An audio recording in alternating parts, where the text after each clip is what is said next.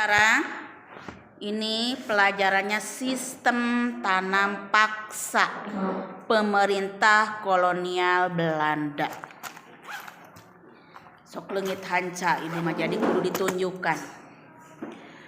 Pada masa kepemimpinan Johannes van de Bos, Belanda memperkenalkan sistem tanam paksa. Sistem tanam paksa pertama kali diperkenalkan di Jawa, dikembangkan di daerah-daerah lain di luar Jawa, di Sumatera Barat. Sistem tanam paksa dimulai sejak tahun 1847 saat itu. Penduduk yang telah lama menanam kopi secara bebas dipaksa menanam kopi untuk diserahkan kepada pemerintah kolonial. Sistem yang hampir sama juga dilaksanakan di tempat lain seperti Minahasa, Lampung, dan Palembang. Makanya sekarang yang terkenal itu kopi Lampung, kopi Sumatera. Sekarang tambah ada kopi Jawa yang dari daerah kita. Kopi merupakan tanaman utara di Sumatera Barat dan Minahasa. Adapun lada merupakan tanaman utama di Lampung dan Palembang. Minahasa kemudian yang sama kemudian juga berlaku pada tanaman kelapa.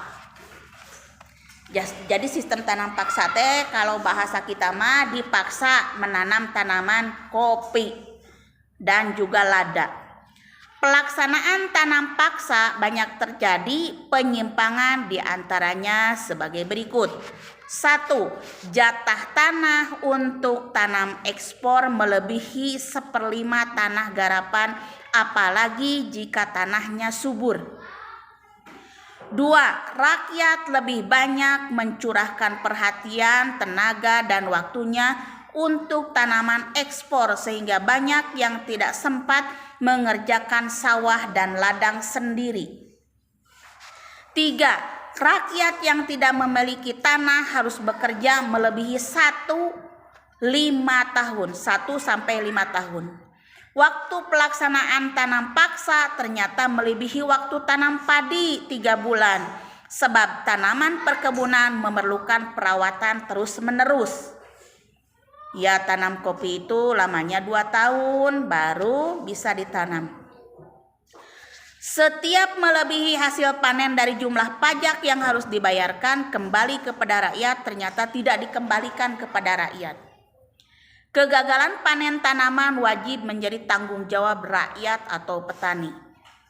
Adanya penyimpangan pelaksanaan tanam paksa membawa akibat yang memberatkan rakyat Indonesia.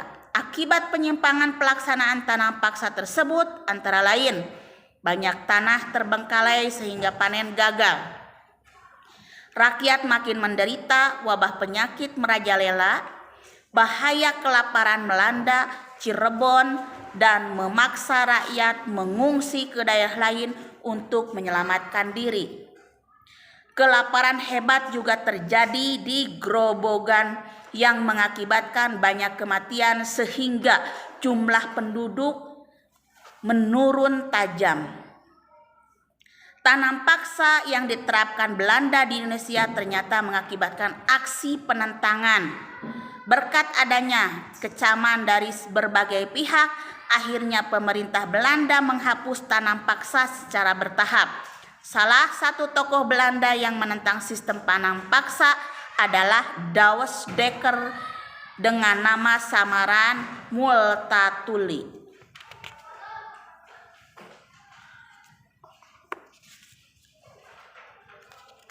Setelah itu lembarannya dibuka. Dia menentang tanam paksa dengan mengarang buku berjudul Max Havelaar. Edward Douwe Dekker mengajukan tuntutan kepada pemerintah kolonial Belanda untuk lebih memperhatikan kehidupan bangsa Indonesia karena kejayaan negeri Belanda itu merupakan hasil tetesan keringat rakyat Indonesia. Dia mengusulkan langkah-langkah untuk membalas budi baik bangsa Indonesia. Langkah-langkah tersebut adalah sebagai berikut. A. Pendidikan atau edukasi. B. Membangun saluran perairan atau irigasi. C. Memindahkan penduduk daerah yang padat ke daerah yang jarang penduduknya atau transmigrasi.